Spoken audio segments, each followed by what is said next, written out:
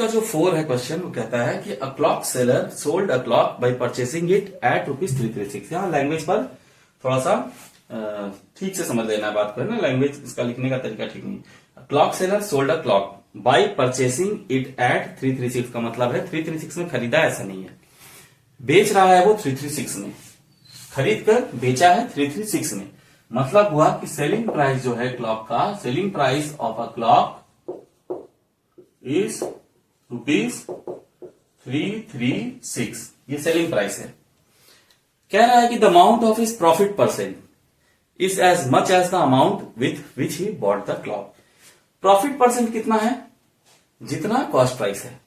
तो सबसे पहले हम कॉस्ट प्राइस को लेट कर लेते हैं। Let the CP be ₹X। कॉस्ट प्राइस को हम क्या मान लिए? X। तो प्रॉफिट परसेंट क्या हो गया? प्रॉफिट परसेंट हो गया वही X%। जितना कॉस्ट प्राइस है वही हमारा प्रॉफिट परसेंट है। जितने में खरीदा गया है उतना परसेंट ही प्रॉफिट हुआ है। अब हम बाय द प्रॉब्लम लिख करके इसको सॉल्व कर सकते हैं, अगर सेलिंग प्राइस कॉस्ट प्राइस का प्रॉफिट एंड लॉस का फॉर्मूला आता हो। इसको हम सेलिंग प्राइस के भी फॉर्मूला से बना सकते हैं, कॉस्ट प्राइस के भी फॉर्मूला से। सेलिंग प्राइस का जो फॉर्मूला होता है ना, वो ये होता है, selling price is equal to, यहां लिख देते हैं, साइड में लिख सकते हैं ना जिस फॉर्मूला को यूज किए हैं। नहीं आता है तो सारा फॉर्मूला याद करना होगा। सेलिंग प्राइस जो होता है ना, वो होता है 100 plus profit percent by 100 into cost price. ये फॉर्मूला है। तो हम क्या करेंगे, सबसे पहले लिखेंगे कि 100 plus profit percent by 100 into cost price is equal to selling price. यही तो है सेलिंग प्राइस, है ना। तो यहाँ पर फॉर्मूला लिख दिया, यहाँ पे 100 plus profit percent by 100 into cost price is equal to selling price. और इसको हम कॉस्ट प्राइस के भी फॉर्मूला से बना सकते थे। यहाँ क्या आएगा? x² plus 100x, x² plus 100x is equal to, ये इसके साथ मल्टीप्लाई होगा 33600। Then x² plus 100x minus 336 क्या हो जाएगा? 33600 इज इक्वल टू 0। ये हमारा आंसर हुआ। इक्वेशन फॉर्म हो गया।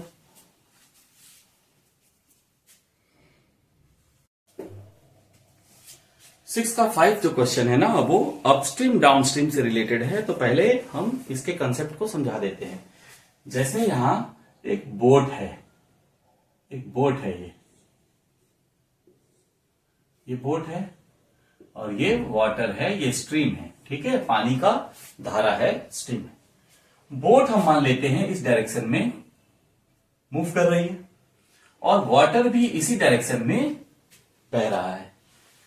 वाटर का जो करंट है वो इसी डायरेक्शन में बह रहा है, फ्लो कर रहा है, और बोट भी इसी डायरेक्शन में चल रहा है। इसका जो स्पीड है मान लेते हैं x किलोमीटर पर आवर है। बोट का अपना स्टिल वाटर में स्पीड, ये क्या है? स्पीड ऑफ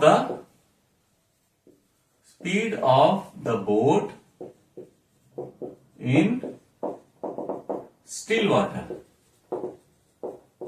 पानी अगर रुका हो तो बोट इस स्पीड से चलती है। मतलब ये बोट का खुद का स्पीड है और पानी बह रहा है y किलोमीटर पर आवर। ये स्पीड ऑफ वाटर करंट है, स्पीड ऑफ द स्ट्रीम है। पानी का धारा जो है इस स्पीड से बह रही है, सेम डायरेक्शन में। इसको हम कहते हैं down stream.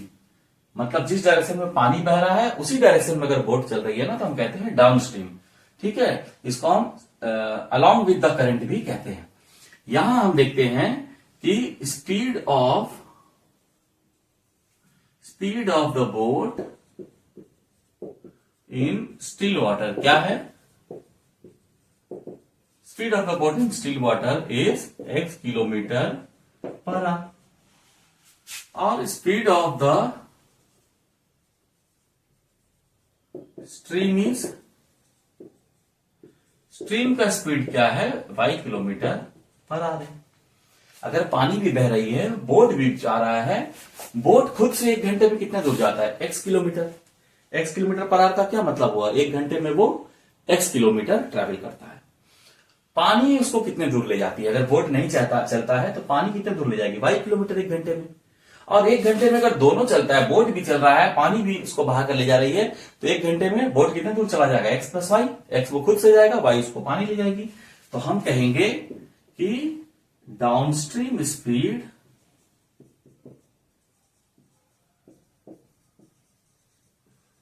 of the boat is x plus y kilometre per hour. ये डाउनस्ट्रीम स्पीड हुआ, मतलब जिस डायरेक्शन में पानी बह रही है उसी डायरेक्शन में बोट भी अगर चलता है तो मतलब है along with the current, current के साथ जिस डायरेक्शन में करंट बह रहा है पानी का उसी डायरेक्शन में। और अगर हम इसको ठीक उल्टा अगर हम समझे, मतलब वाटर का करंट जो है ना वो इस डायरेक्शन में अगर मूव करता हो, बोट उसके ऑपोजिट डायरेक्शन में जा रही है अगेंस्ट द करंट, इसको कहते हैं against the current.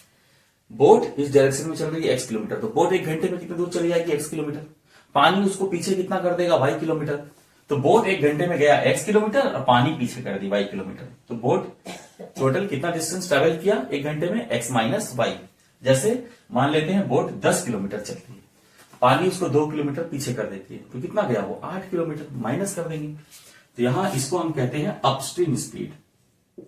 Upstream speed क्या हो जाएगा, upstream speed of the boat is, upstream speed हो जाएगा x minus Y kilometre per hour. ये अपस्ट्रीम स्पीड होगा। तो डाउनस्ट्रीम स्पीड और अपस्ट्रीम स्पीड का मतलब समझ में आया। बोट का खुद का स्पीड स्टिल वाटर में, स्थिर पानी में, और वाटर का स्पीड दोनों ऐड कर देंगे डाउनस्ट्रीम स्पीड और माइनस कर देंगे तो अपस्ट्रीम स्पीड। अब सम्स में आते हैं। सम्स में कह रहा है कि velocity of the stream is, यहां स्ट्रीम का स्पीड दे दिया गया है, मतलब velocity of the stream is कितना है 2 kilometre per our, 2 kilometre per our है।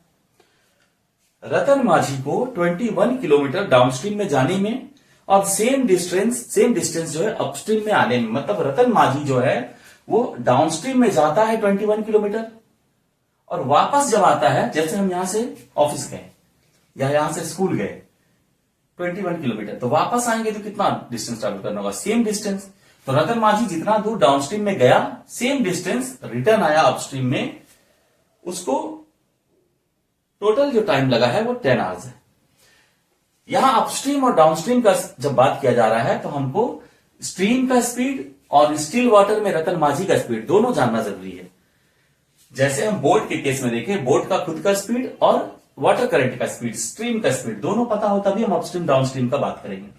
यहां हम सबसे पहले वेलोसिटी ऑफ द स्ट्रीम दिया गया है, तो हम वेलोसिटी और स्पीड जो है ना इंटरचेंजेबली यूज कर सकते हैं, है ना। हम लोग फिजिक्स में भी जब हम लोग डिफरेंस का बात करते हैं तो ही, या खास जो टॉपिक है वहां पर हम लोग इसको है ना इसमें डिफरेंस देखते हैं। ऐसे नॉर्मली जो है इंटरचेंजेबली दोनों यूज होता है, मैथ्स में ऐसे यूज हो जाएगा दोनों इंटरचेंजेबली। तो हम देखें ये जो स्पीड दिया गया स्ट्रीम का कितना दिया गया 2 किलोमीटर पर आवर, तो हम लेट करते हैं कि let the speed of Ratan Majhi in still water be x kilometre per hour. Ratan Majhi का जो स्पीड है स्टिल वाटर में, let the speed of Ratan Majhi in still water भी x किलोमीटर पर आवर, मतलब रतन माझी का ये स्टिल वाटर का स्पीड है और ये है स्ट्रीम का स्पीड। अब हम डाउनस्ट्रीम अपस्ट्रीम दोनों निकाल सकते हैं। तो सबसे पहले हम यहां लिख लेंगे कि therefore downstream speed of Ratan माझी, माझी तो टाइटल भी होता है, यहां पर एक साथ लिखा गया और एक साथ लिखेंगे।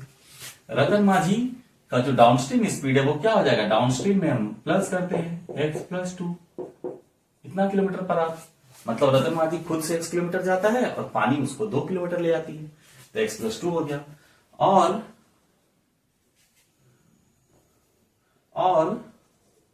अपस्ट्रीम स्पीड क्या हो जाएगा, upstream speed of Ratan Majhi is equal to x minus 2 kilometre per hour. ये डाउनस्ट्रीम स्पीड है और ये अपस्ट्रीम स्पीड है। अच्छा, रतन माझी गया कितना है, बाय द प्रॉब्लम हम क्या लिखते हैं, बाय द प्रॉब्लम जो हमारा इक्वेशन फॉर्म होगा, जाने के समय वो गया है, डिस्टेंस कितना ट्रेवल किया 21 किलोमीटर, तो जाने के समय टाइम कितना लगा, डिस्टेंस बाई स्पीड। यहां स्पीड हम जाने के समय डाउनस्ट्रीम में गया है तो हम डाउनस्ट्रीम स्पीड दिए, डिस्टेंस बाई डाउनस्ट्रीम स्पीड, ये टाइम टेकन हुआ। अगेन रिटर्न आने के समय में सेम डिस्टेंस ट्रेवल किया है बट स्पीड बदल गया है, अपस्ट्रीम स्पीड। जाने के समय डाउनस्ट्रीम में गया तो डाउनस्ट्रीम स्पीड, आने के समय अपस्ट्रीम में आया है तो अपस्ट्रीम स्पीड। तो distance by downstream speed, distance by upstream speed. Total time कितना लगा है? 10 आवर्स लगा है। तो ये हमारा इक्वेशन है, इसको सिंप्लीफाई करके हम इसको जनरल फॉर्म में ला सकते हैं। सिंप्लीफाई यहां पर कर लेना है, इंप्लाइज दैट यहां बना लेते हैं। नीचे का एलसीएम क्या होगा? x plus 2 into X minus 2, ये इसके साथ मल्टीप्लाई हुआ। 21 into X minus 2 plus 21 into X plus 2 is equal to 10। नीचे a plus B into A minus B, A square minus B square, और ऊपर ब्रैकेट ओपन होगा 21x minus 42 plus 21x plus 42 is equal to 10। यहां 42 cancel out हो गया, बचा क्या? 42x। 42x को ऊपर बना लेते हैं ना, दिखाई नहीं देगा अगर, तो पहले स्क्रीनशॉट ले लेना या कॉपी कर लेना। इसको अब हम इरेज करते हैं, यहां इसको ऊपर बनाते हैं। यहां 42x upon X square minus 4 is equal to 10। This implies that 2 5 जा 2 21 जा, क्रॉस मल्टीप्लाई कर देंगे। 5x स्क्वायर माइनस 20, 5 को इसके साथ इंटू किए, is equal to 21x। Then 5x square ना implies that 5x square minus 21x minus 20 is equal to 0। ये हमारा इक्वेशन हो गया, यही इक्वेशन है, ये आंसर है हमारा।